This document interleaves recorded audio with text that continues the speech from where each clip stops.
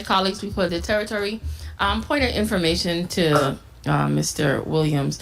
I diligently listened to what you had to say, but I just need some personal clarity for myself because I was able to read an article this morning about how the specifics went about.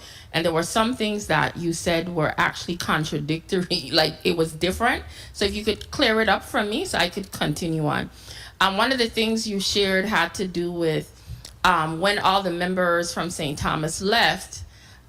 It was my understanding that the quorum was broken when a member from St. Croix left. Is that accurate, or did I read it wrong? I don't know what you read because I didn't read the article, but there was an initial quorum at the call of the chair.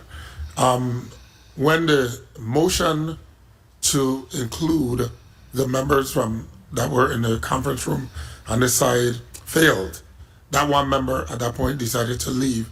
Hence, where I determined a recess, and again for the reconsideration, because although I did not support it, they came back. the one member that they didn't leave, they were there. Okay. They walked out, but they were there. Okay. I supported the reconsideration, singularly because of the value of trying to have discussions, deliberations, such that I could sit here today and speak to what the senators asked. I running out of time, so I just want to long and short. So you are saying on the record that the 4 members, when they walked out, that is what broke the quorum, versus when the member in St. Croix left, is that didn't break the quorum. So you're saying there were 8 people in St. Croix even after the 1 member left?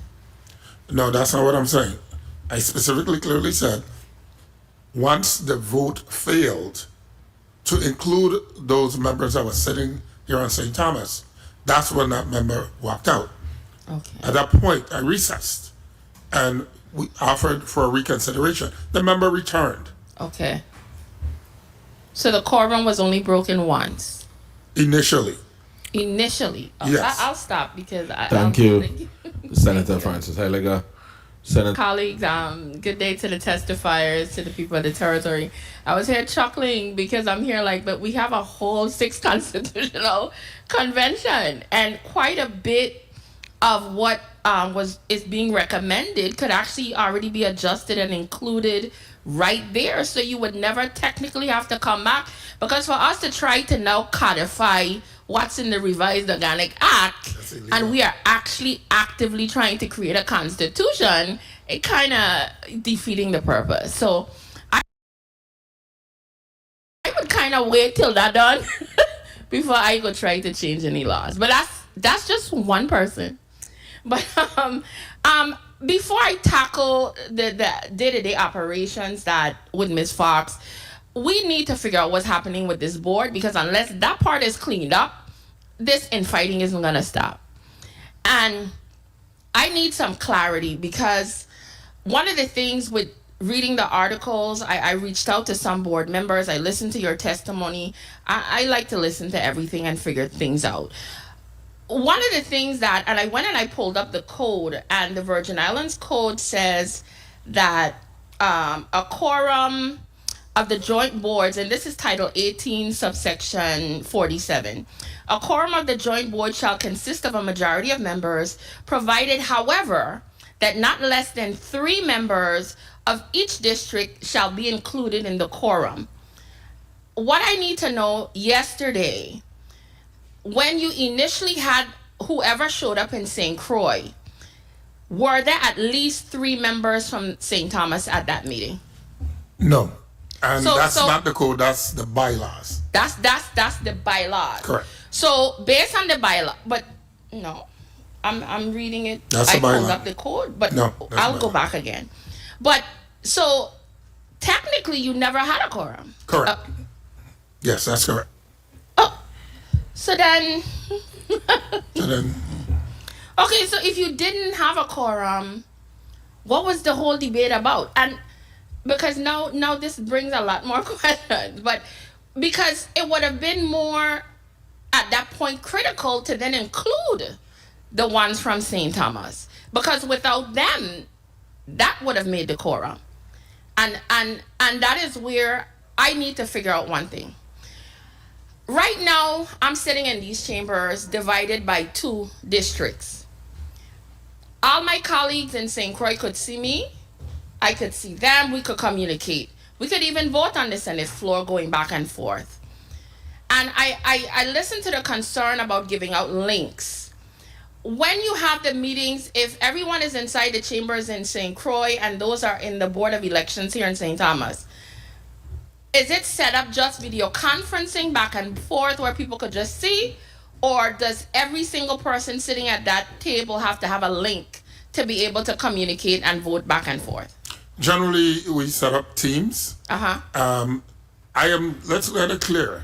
I am in favor of virtual meetings because that's how we began. Yes. And I want to make it clear again that the reason, and you mentioned one of them, if we're in an executive session and board members are sharing the link of an executive session, that's a violation. So, and I explained earlier all the reasons why the determinations to go in person, because in order to ascertain management of the meeting, you can't have members chiming in. If you were in debate. I'm running out of time because I heard the initial thing. So I'm a visual 1 person, minute. and this is how I'm seeing it. You have all 14 members in a room and you're saying some of them are being disruptive. Which is more disruptive? 14 people in one room where some are rankers according to what you shared, versus some of them being on video where you could put some on mute if they act up. That's the first thing. Okay. The second thing is, I also at times, because of a knee injury, I come in on videos at home and they do provide me with a link. And one of the things I know with these links, whether it's Zoom or Teams, you see every single person that's logged in. So the media department is somebody that's there that shouldn't be there. They could boot them out, kick them off. So if we are in a situation, maybe it's more of management or whoever you have hosting those links, that when that is up, you could see, if this is the executive session part, if you know only 3 board members came in on the link, but you got 7 people on the link, you could kick off the phone, make sure only the 3 board members are there. So I'm saying I think it's more of a management issue, because I don't ever want to create a situation where one district versus the next is being disenfranchised. And I also look at it from a money standpoint, because to pack up and fly over to St. Croix and pack up from St. Croix, fly over, that's thousands of dollars to the government when we could be utilizing the video. And that's just me, because I know my committee members love I and their committee, because if I could sit in this chamber, I ain't flying no place. And I look at it as a cost savings to the government, but I also see it as time-wise, because the Board of Elections isn't even like how the legislature is set up. You know, a lot of these people have jobs. They're taking off their time to come to these quick meetings. So it's a little bit more difficult with the traveling back and forth for the Board of Elections. So I think, I don't know if Ms. Fox or her team helps out with the video link part, but if somebody's there monitoring the actual link that they give out on the screen, you could see who all is there. And anytime y'all in an executive session that you see somebody else that ain't you could kick them off and block them. And that would solve your problem right there. And if anybody acting up, hit mute, because the host could control all of that. But that's just my thoughts to help you out, because we have to get this part resolved. It's very important to us. Thank you very much, Mr. Chair. Can I respond to Senator Hialeah, if you don't mind? Go ahead. So, I appreciate everything you're saying, but let me give you a clearer picture, because I know you know information is being shared that suggests. I have been on it, but I've managed the chairmanship on multiple occasions. Shortly after, I think, the COVID crisis, most of our meetings were held virtually. We have separated out into rising to executive, and that's not just, I'm just using that as one piece. But even within that, the link is still shared. Number one. Number two, if we're discussing a personal or legal matter, the unethical behavior I'll answer that. I have muted, I have moved people out of the meetings. They come back in, and other people allow them in. What happens here in the legislature is better managed. I get that. But one of the things that we're gonna look at is like maybe like the model of the Port Authority, where members meet in person because you get a better conversation, and you talk about funding. The legislature appropriates funds for the board for those purposes.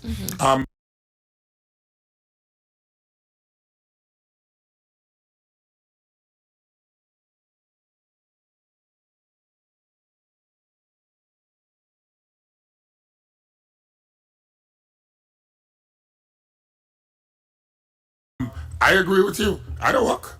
I don't do three different things. But I know what my responsibility, that the oath I swore to do this work.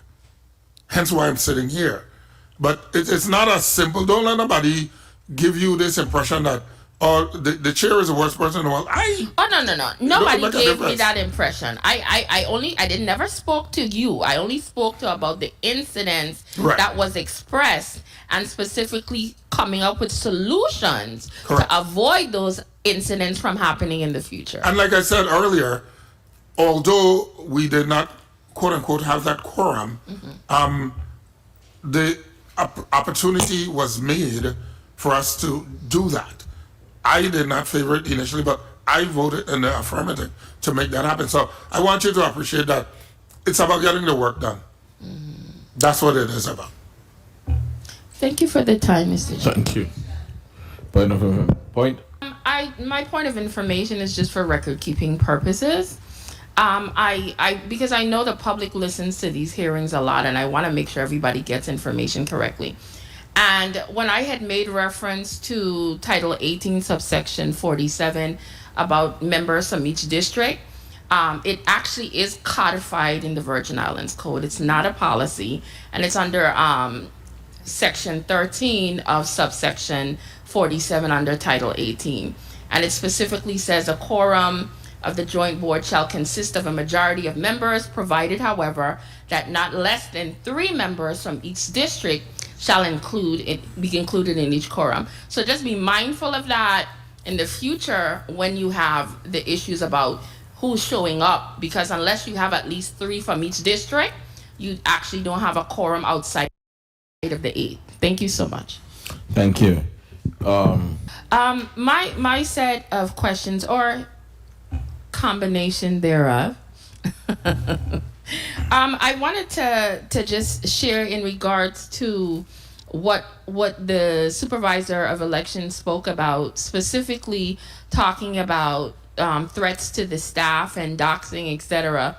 And it would be interesting to know how many of these reports came in where the staff have been threatened, for our knowledge and edification. And I know election time is coming up next year, and with artificial intelligence and deep faking and all that stuff, while I'm writing the piece of legislation on artificial intelligence, I had to recognize that I needed to separate it. So I pulled out the section dealing with elections so we could just work on that separate, because there's a lot of things that could be done with AI that could potentially disrupt election and undue influence, and some of the things you talked about.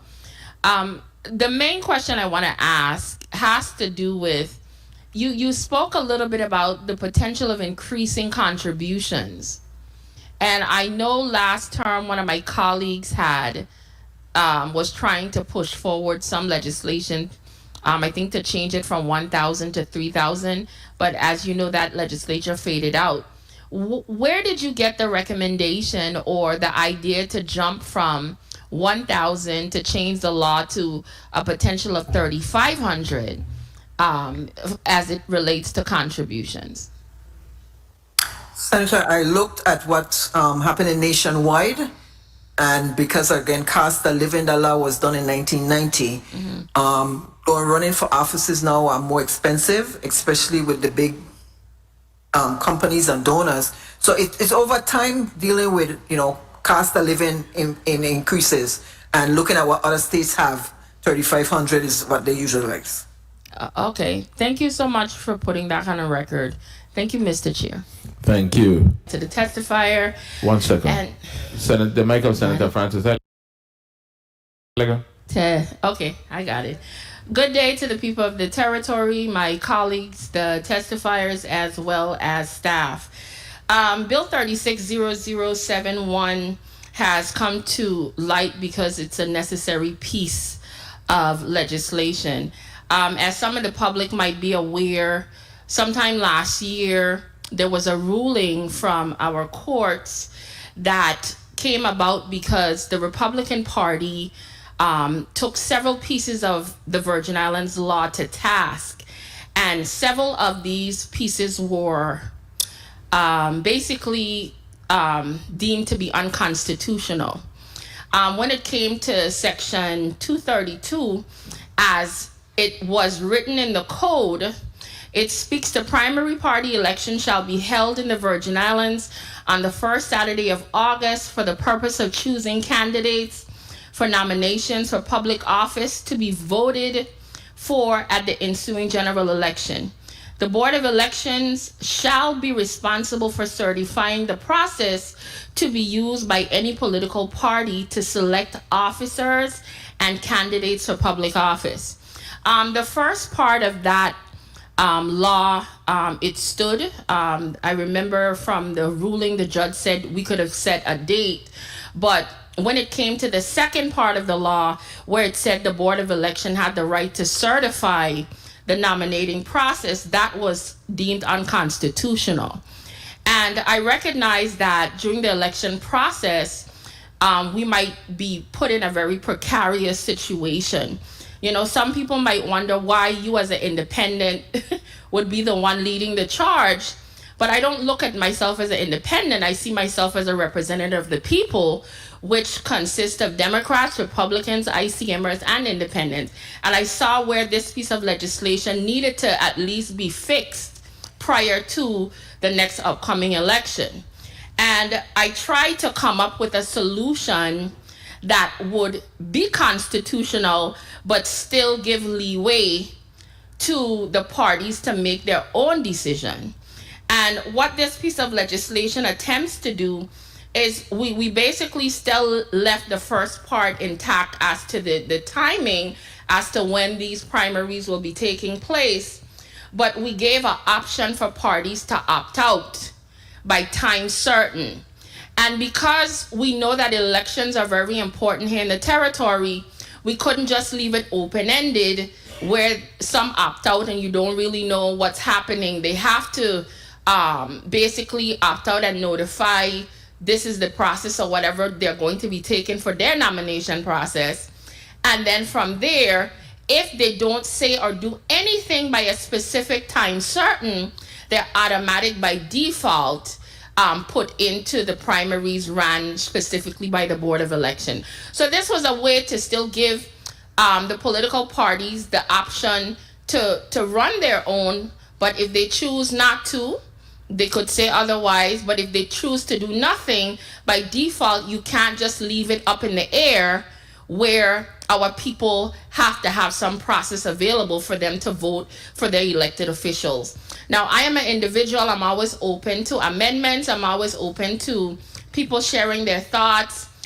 For example, in this piece of legislation, I spoke to a January 30th date as a deadline to turn in.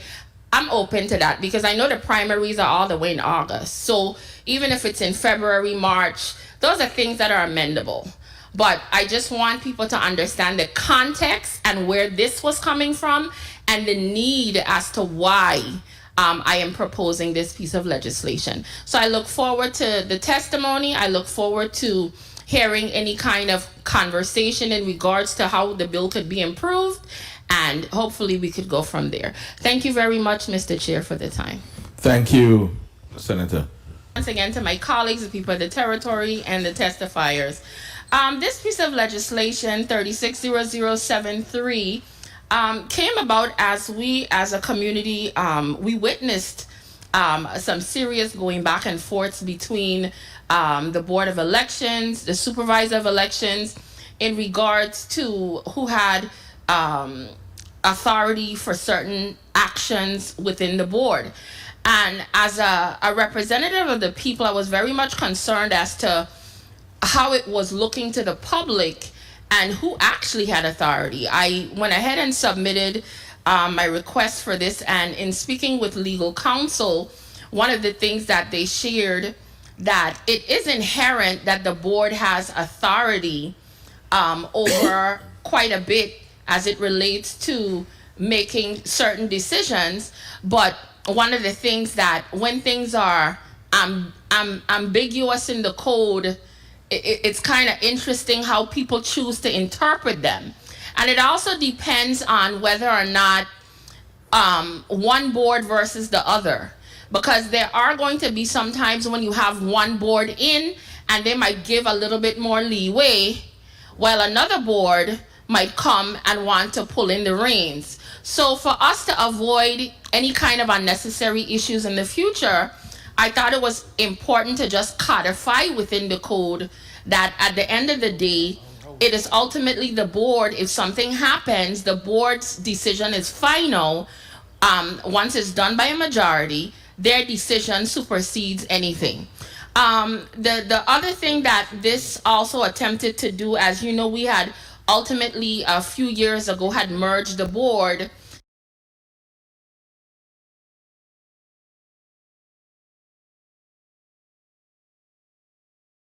And there were little parts in there had still referenced the boards were separate. So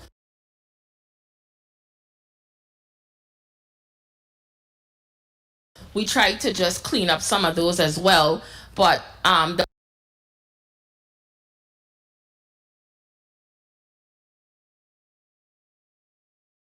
ultimate thing is to assert the authority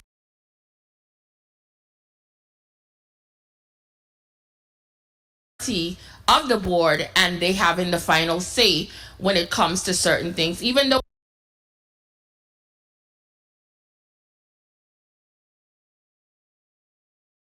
it's implied.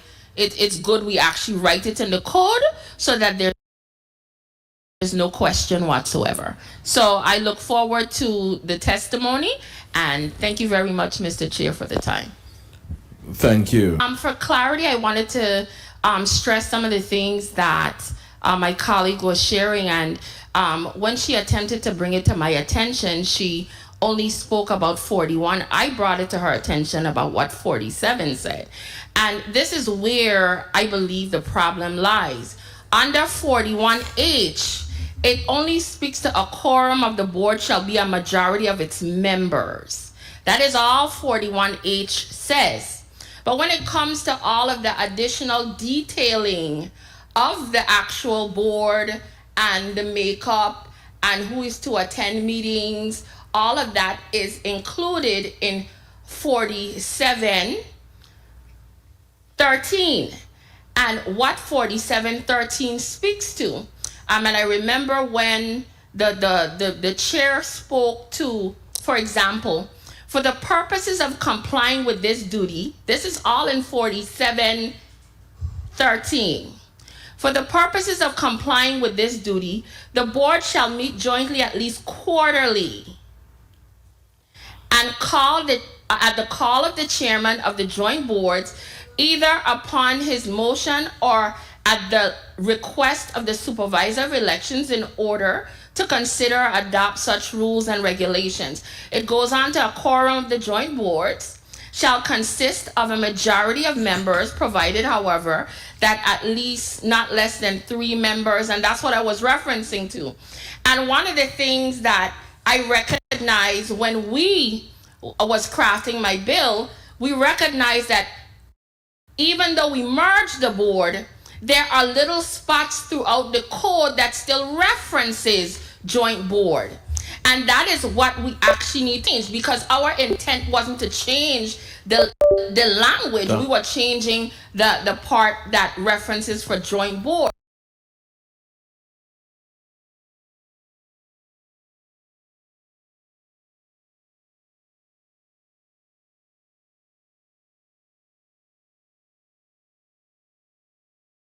words. And that is what we were attempting to clean up. Thank So you. how the code is written, it does not erase the requirement of the individual members. We would have to Thank change you. the law to do so. Thank you. And very much. I think we both understand the both. Good afternoon to my colleagues. Good afternoon to the people of the territory. Good afternoon to the testifiers. I just want to clean up a couple of things before I start. I specifically heard from at least two of my colleagues this word preemption as to why I, as an independent senator, might have brought these pieces of legislation. At the end of the day, again, I represent the entire territory. I don't subscribe to party politics. I make decisions strictly based on how will it impact the residency and the voters in this territory. So as it relates to preemption, I submitted my paperwork, and to date, I have never, not once, gotten a letter from legal counsel stating that I was preempting anyone, because I would have been notified if that was the case, if anybody else in this institution actually submitted it. So I wanted to clear that up. I also wanted to touch a little bit on some of the things that were said in regards to understanding the different roles.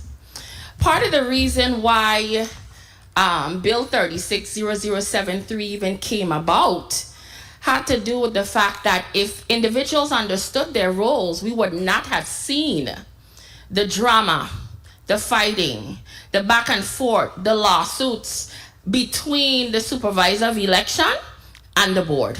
It wouldn't have happened because people would have known their jobs and people would have known their roles. So for me, I said, you know what? To avoid these things in the future, codify it in the code. There's no questions asked. Nobody's going to imply anything. Mr. Williams, does the board hire a supervisor? Yes. Does the board have the ability to fire a supervisor? Yes. So how do we get to a point where the employee was basically fighting and challenging their very employer? I didn't understand, and I'm sure half the public did not understand what was happening. So for me to avoid things like that happening in the future, because those type of things, whether you recognize it or not, disrupts the electorate. It puts too much questions in their head. What's really happening? And for me, this was a solution. It had no other purpose. Because whether it's who's sitting there now or who's sitting there in that seat tomorrow, it's to create and draft something so it's understood. In my opening statement, I clearly said that running the board or being a member of the board, it's inherent of your authority. But clearly, that was not understood by everyone. And when I contacted legal counsel and was drafting this, legal counsel said it's a good idea because sometimes when things are inherent but it's ambiguous in the code, there's nothing wrong with just stating it. This is the facts and that is it. Because the reason why there was so much infighting between the supervisor and the board is that even though it was inherent, apparently everybody didn't understand their duties and roles based on what my previous colleague stated. In regards to 360071, I appreciate the testifier for a lot of what you said that could be done, but this was where my concern lied. One of the reasons why 232 was struck down, it spoke to unconstitutionally vague. And I also, when I was drafting this and working with legal counsel, I said to legal counsel, I want to create a piece of legislation that is constitutional and directly addresses the requirements of the judge. I don't want a situation where we pack so many things into it, it opens up yet another doorway for us to be taken to court and this situation continues again. So my goal with this was to just get this section passed just to get it done. Because if this isn't done, come election next year, there's gonna be a problem. There will be a problem. And all I'm thinking about is how do I solve this so that next election my constituency is not up in the air trying to figure out how this is gonna work out. That's all I was thinking.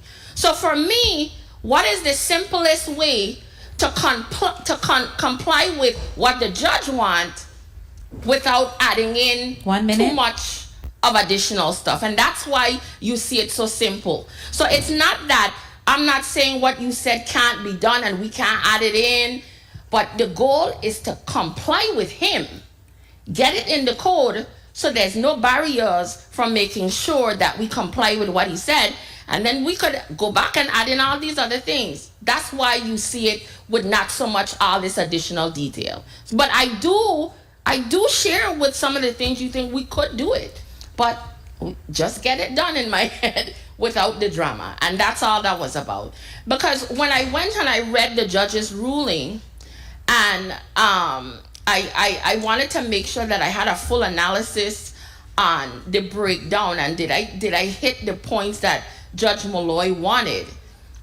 He spoke about the ambiguity of it. He spoke about what's the redress, what's the options. And could I just quickly wrap up? Continue. Thank you. And when I spoke about how it would be broken down, that's why I said, okay, we came up with an idea for the option. What is the redress? That the parties have the ability to opt out. So it literally complied with it protecting the parties' autonomy. How it's written, it also gives a structure as to how it can be done. And it also gives redress. That's what he basically said. So my thing is, execute that, then we could debate about everything else after. Because if this doesn't get passed, it's going to be a whole lot of drama next year. So that's all I was trying to do. So I hope my colleagues understand where I'm coming from, because at the end of the day, we are the representatives of the people, and there is no other purpose for my attempts here today than to make sure that my constituency feel that when it comes to having their votes matter and their votes count, that it's in a balanced environment. Thank you very much, Mr. Chair. Thank you. About my comments. First of all, my comments is just based on my review.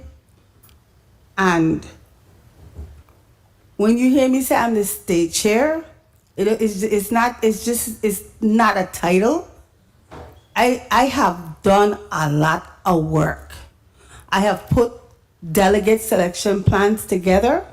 I've organized caucuses for the party, and I have done a lot of the work regarding our national convention. So it comes with a level, for me, of expertise in providing this insight and finally my recommendations.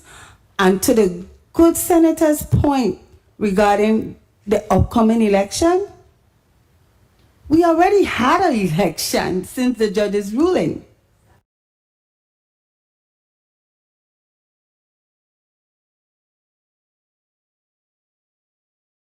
Right? Just food for thought. Continue, Ms. Burke. No, we already had an election since the judge's ruling. And the judge's ruling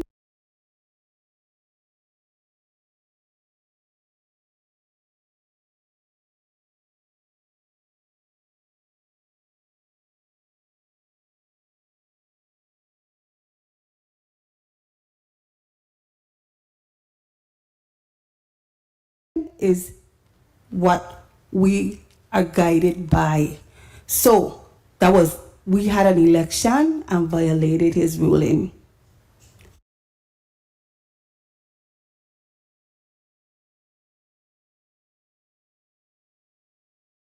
So, to Senator Francis's Heilega point, we're already in a lot of problems.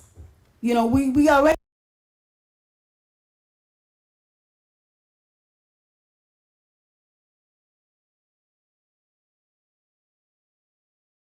causing a lot of problems, and it's not even about time because we don't even have that time anymore. We need to take the information, and I ask you to really consider my testimony. Take it back to legal counsel. I don't care. The point is that we're resetting right now. We're trying to get everything right. I appreciate the fact that you brought it forward. But from the perspective of the judge's point that the government can't tell the party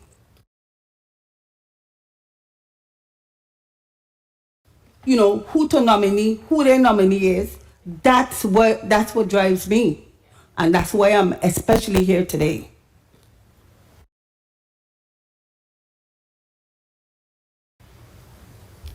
Thank you, Ms. Burke. Colleagues? I want to thank the testifiers for coming and sharing the information. And as we are about to go to a vote, I just want to put on the record that, again, I do appreciate the ideas, but I think that certain things could be done and whatever minor amendments could be done in rules. So I will be going ahead and pushing 360073 forward. And hopefully, if it is successful in being moved, we could get those additional things that could be done, but still keep it within constitutionality. Thank you very much, Mr. Chair. Do I?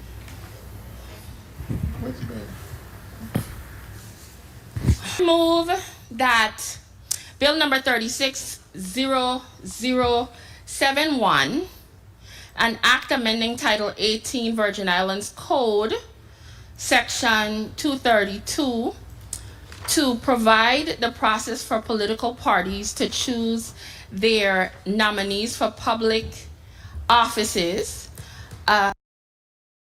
be moved to favorably to the Committee on Rules and Judiciary for further consideration. I so move. Thank you.